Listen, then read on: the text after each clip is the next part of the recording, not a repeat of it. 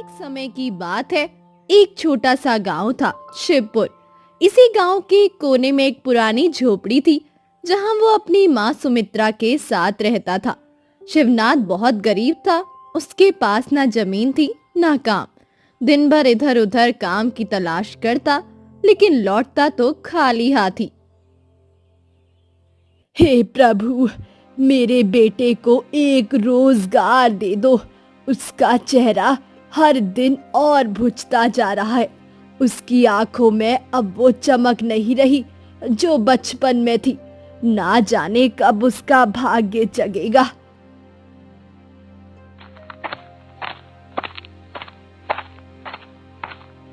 माँ, आज भी कोई काम नहीं मिला। शहर के बाहर जो बनिए की दुकान है, वहां पर गया था। वहां भी मुंह पर दरवाजा बंद कर दिया। कहते हैं तेरे जैसे रोज आते हैं। क्या मेरी कीमत बस इतनी ही रह गई है?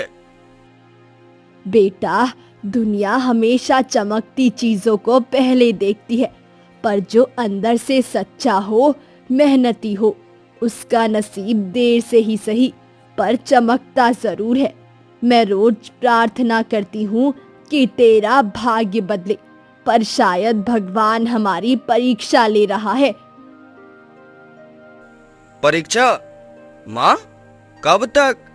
मैंने कभी चोरी नहीं की, किसी का दिल नहीं दुखाया। फिर भी लगता है जैसे भगवान भी मुझे देखकर मुंह मोड़ लेते हैं। और लोग तो जैसे मेरी हालत पर हंसते हैं।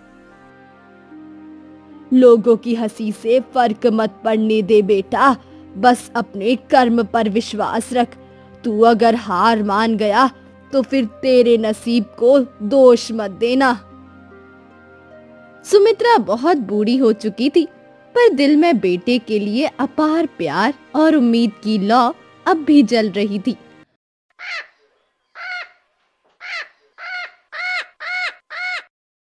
उस दिन दोपहर तक शिवनाथ कुछ खाने को भी ना लाया।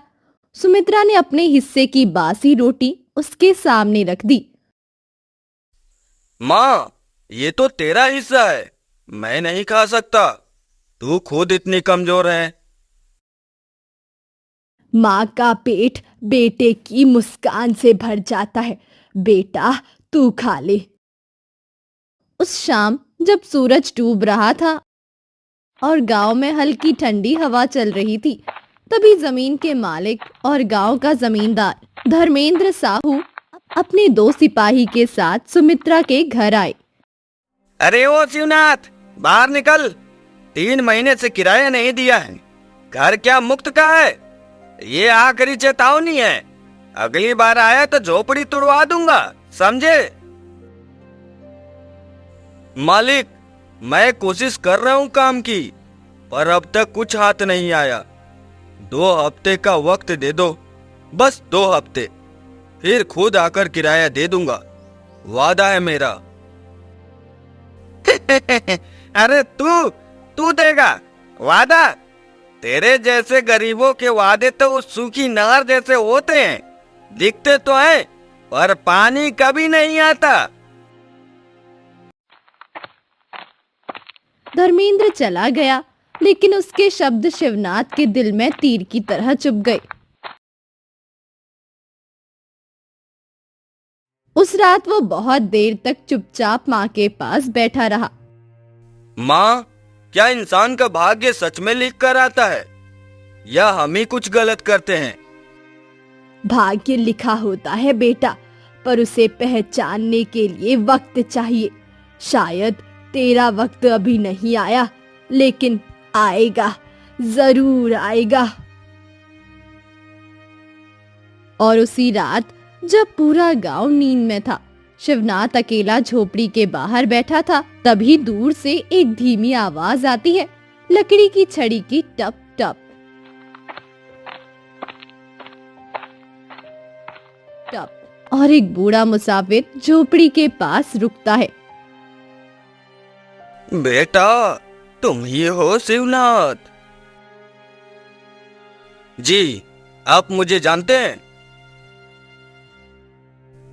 नहीं जानता, पर तुम्हारी आंखें जानती है कि तकदीर ने अब तक तुझे क्या दिखाया है। और शायद अब दिखाने को कुछ और भी बचा है।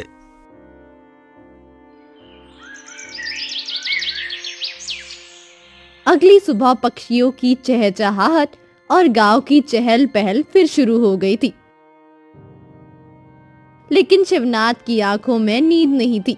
उसकी आंखें अब रहमान चाचा के शब्दों में छुपे उस रहस्य को तलाश रही थी।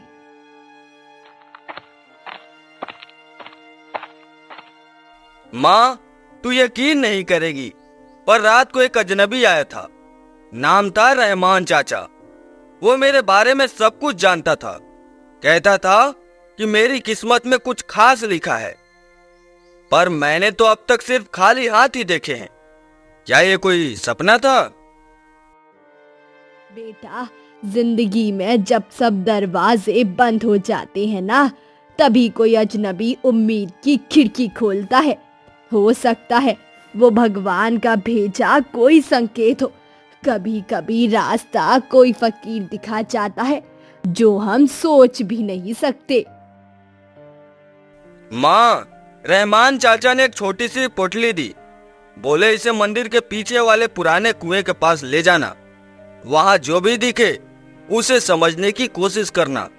उन्होंने कहा, हर किसी की किस्मत किसी एक मोड़ पर अचानक करवट लेती है। बेटा, मैं डरती हूँ कहीं ये कोई छलावा ना हो। आजकल के जमाने में अजनबी पर भरोसा करना आसान नहीं, लेकिन अगर तेरा मन कहता है कि ये सही है तो जा, पर भगवान का नाम लेकर जा और अपने इरादे साफ रखना। शिवनाथ ने मां के चरण छुए और धीरे धीरे उस पुराने मंदिर की ओर बढ़ा। यही तो कहा था रहमान चाचा ने, लेकिन यहाँ तो सिर्फ धूल, पत्थर और जाले हैं। क्या सच में कुछ है यहाँ? जिसने कुछ नहीं मांगा उसी को सब मिलता है। जहाँ सब रुक जाते हैं वही तू शुरू कर। जो दिखे उस पर विश्वास मत कर, जो छुपा है उसे पहचान। शिवनाथ थोड़ा घबरा गया, लेकिन उसने हार नहीं मानी। वो मूर्ति को धीरे धीरे उठाकर कुएं के किनारे रखता है और आंखें बंद कर प्रार्थना करता है। हे भोलेनाथ, अगर मेरे जीवन में सच में कोई राह बाकी है, अगर मेरी मेहनत, मेरा सब्र और मेरी माँ की दुआएं किसी काबिल हैं, तो मुझे रास्ता दिखाइए। तभी अचानक एक हवा का झोंका आता है। मंदिर की घंटी अपने आप बजने लगती है। शिवनाथ चौंक कर देखता है, कुएं की दीवार में एक दरार उभर आती है और उसमें कुछ चमकता हुआ दिखाई देता है। ये क्या है? दीवार में कुछ है, शायद कोई संदूक। शिवनाथ आगे बढ़कर देखता है। उसे एक पुराना संदूक दिखाई देता है। क्या इसमें ही छिपा है मेरी तकदीर का खेल, या ये सब मेरी सोच का धोखा है? उसी समय गांव के दूसरे कोने में धर्मेंद्र साहू अपने लोगों से कुछ बात कर रहा होता है। वो शिवनाथ की हालत देख मजाक उड़ाने की सोच रहा होता है। वो शिवनाथ एक दिन खुद आकर कहेगा, साहू जी मेरी झोपड़ी ले लो, क्योंकि गरीबी से बड़ा कोई श्राप नहीं है। हे भोलेनाथ, अगर इसमें कुछ भी ऐसा है जो मेरे जीवन को बदल सकता है तो मुझे साहस दीजिए। मैं अब डरता नहीं हूँ। संदूक खुलता है। उसकी सील टूटी और उसके अंदर रखी थी 3 चीजें। एक पुराना तांबे का सिक्का, एक मिट्टी की मोहर जिस पर कुछ लिखा था, एक बेहद पुराना पीला पड़ा कागज का टुकड़ा। जिसने खुद को खो दिया उसी ने खुदा को पा लिया। जिस मिट्टी को सबने ठुकराया उसी में छिपा है असली खजाना। ये तो रहमान चाचा की बातों से मिलता जुलता है। क्या ये वही है जिसके लिए उन्होंने मुझे भेजा? शिवनाथ ने उस मुहर और सिक्के को अच्छे से संभाल कर अपनी थैली में रखा और संदूक को वही मिट्टी से ढक दिया। वो वो जानता था कि इस रहस्य को अभी किसी से बताना ठीक नहीं है। जब वो घर पहुंचा तो सुमित्रा दरवाजे में उसका इंतजार कर रही थी। शिव, शिव तू ठीक है ना बेटा? तू कहाँ चला गया था सुबह से? मेरा दिल घबरा रहा था। ये बूढ़ी आंखें तुझे ढूंढती रही।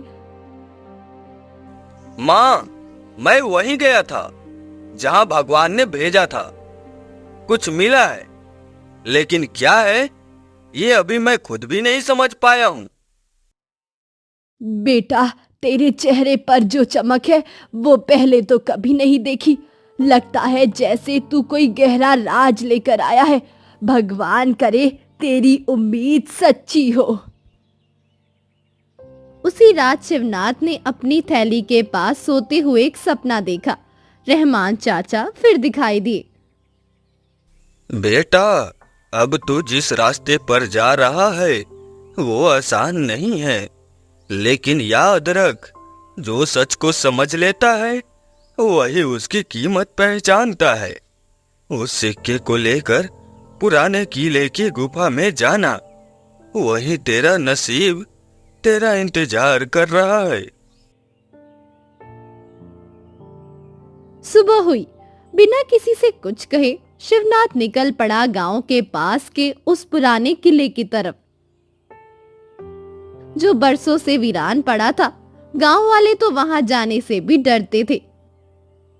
यही है वो जगह, रहमान चाचा ने इसी की बात की थी। पर यहाँ तो सिर्फ पत्थर है, दीवारें हैं। क्या यहाँ मेरा भविष्य छुपा हो सकता है? किले के अंदर अंधेरा था। दीवारें टूटी हुई, जमीन पर जाले और सूखे पत्ते थे। लेकिन जैसे ही उसने वही सिक्का उस दीवार की एक छोटी दरार में डाला, दीवार खुद ब खुद सरक गई। पीछे एक छोटा सा कमरा खुला हुआ था।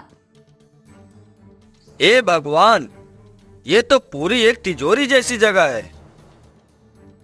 अंदर कई बर्तन, सोने के कुछ पुराने आभूषण, तांबे की मोहरें और दस्तावेज रखे थे। एक कागज पर लिखा था, ये संपत्ति उस सच्चे इंसान की है जो इसे लोभ से नहीं, जरूरत से छुएगा।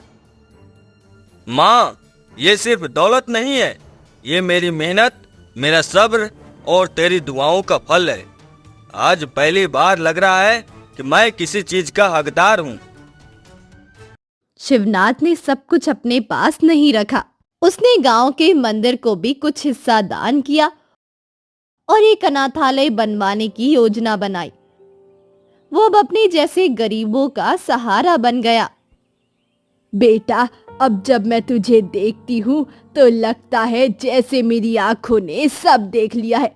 मैंने गरीबी देखी थी, अब तेरा उजाला देख रही हूँ। बस भगवान से यही दुआ है कि तू हमेशा दूसरों की मदद करता रहे। माँ, ये सब तेरी उस एक बात का असर है, जब तूने कहा था कि भगवान देर करता है पर अंधेर नहीं।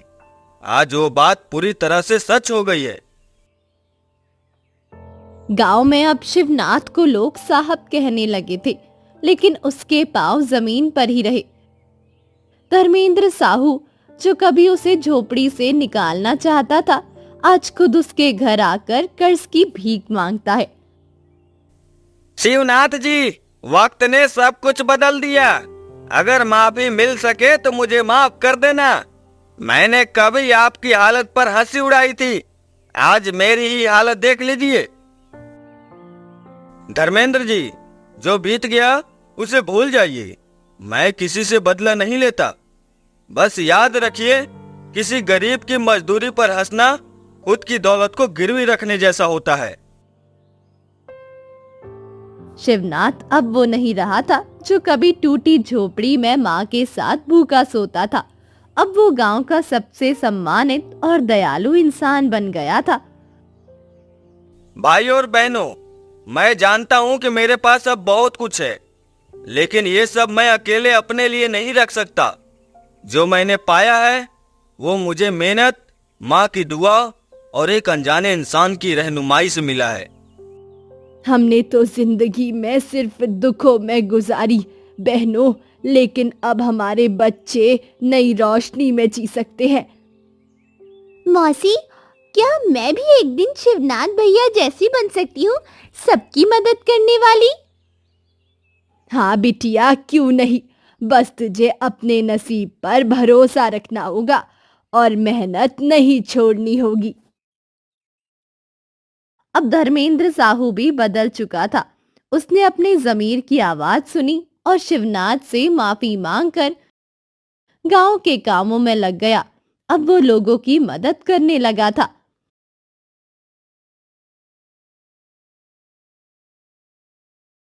शिवनाथ जी, आपने मेरी आंखें खोल दी। मैं तो सोचता था कि पैसा ही सब कुछ है, लेकिन अब समझ आया कि असली दौलत दूसरों के लिए जीना है। आज अगर आप माफ कर दें तो मैं भी आपके साथ काम करना चाहता हूँ। धर्मेंद्र जी, माफी की जरूरत नहीं।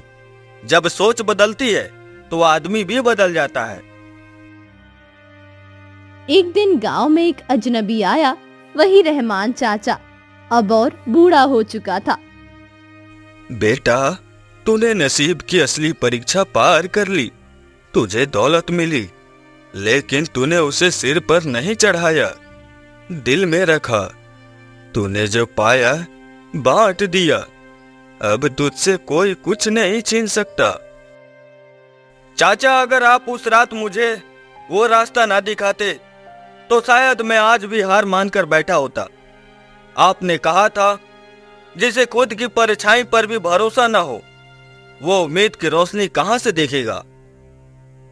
आपने मेरी परछाई को रोशनी में बदल दिया। गांव में अब हर इंसान शिवनाथ को एक मिसाल की तरह देखता था। बेटा, मैंने तुझे हमेशा दूसरों के लिए जीते देखा है, अब तू थोड़ा अपने लिए भी जी ले।